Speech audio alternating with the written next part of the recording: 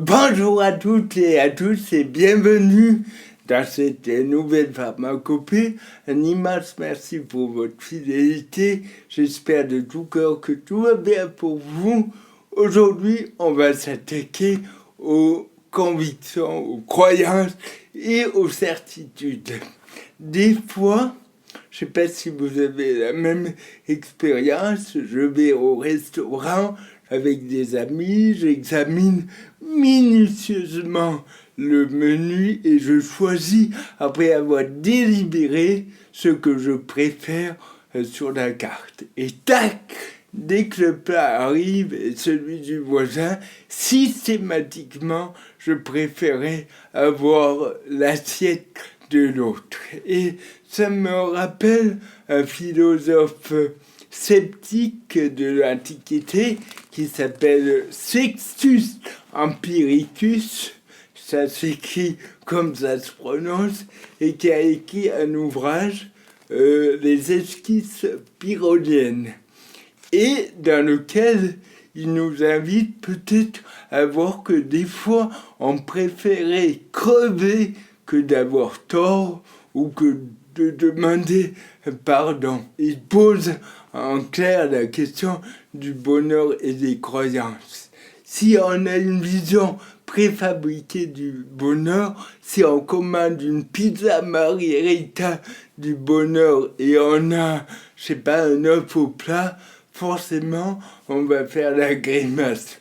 Bon, c'est un peu con comme exemple, effectivement, mais Sextus Empiricus nous invite peut-être à traquer nos convictions, nos certitudes qui nous mènent droit en prison. Et il donne un exemple qui est très célèbre, celui d'Apelle de Cos. Apelle de Cos, c'est un peintre qui a dessiné un magnifique cheval. Et au moment de dessiner l'écume autour du museau, il n'arrivait pas, ça foirait. Il s'est un peu découragé et il a carrément lancé l'éponge qui lui servait à essuyer les pinceaux, et l'éponge est tombée pile sur la bouche du cheval et ça a dessiné l'écume. Et pour les sceptiques, c'est pile poil ce qu'il faut faire. Enfin, ils ne sont pas catégoriques, parce que de nouveau dire il faut faire ça pour être heureux, c'est de nouveau croire en une conviction.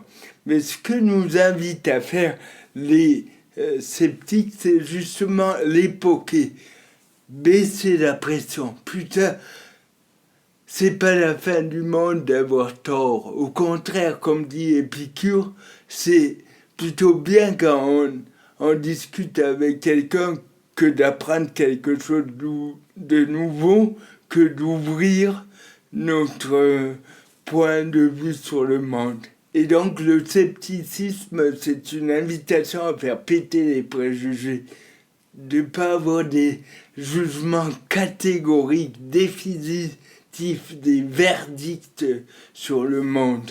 Par exemple, le handicap, cas concret, certains jours c'est une saloperie que je préférais pas avoir, d'autres jours c'est un excellent moyen de pratiquer le détachement et tutti quanti. Et le scepticisme, c'est bien plus nuancé que dire je doute de tout, c'est au contraire épouser la fluidité de la vie.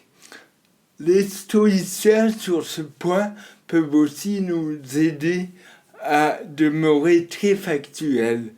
Il y a un exemple célèbre, que quelqu'un m'engueule, c'est un fait, mais que ce soit un mal, que ce soit une blessure, c'est aussi peut-être un ajout que je fais sur le réel.